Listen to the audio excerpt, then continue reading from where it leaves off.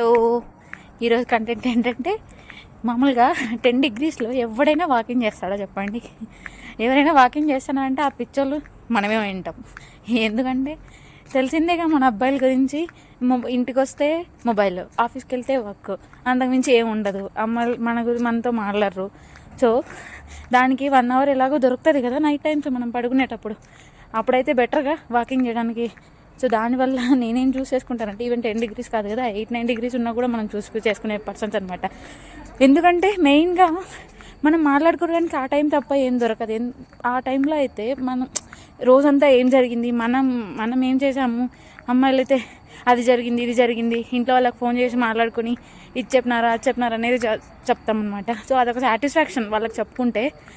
So దానివల్ల మనం ఇప్పుడు చెప్పుకున్నామంటే చాలా బాగుంటుంది.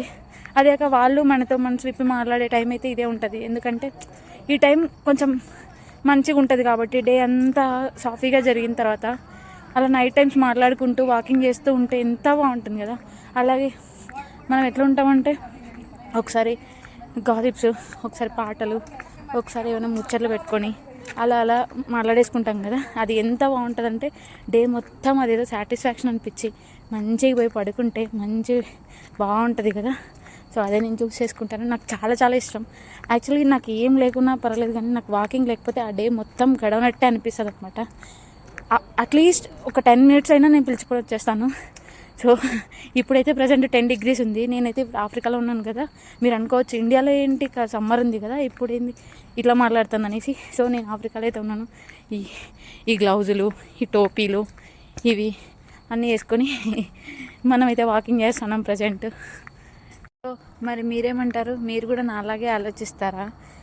మీకు కూడా ఇలా అనిపిస్తుందా? ఒకవేళ అనిపిస్తే కామెంట్లో చెప్పండి. నేను ఒకటే ఇలా ఉంటానా, లేకపోతే అందరూ ఇలాగే ఆలోచిస్తారా తెలుసుకోవాలనుంది. సో అందుకని అడుగుతున్నాను. Bye bye.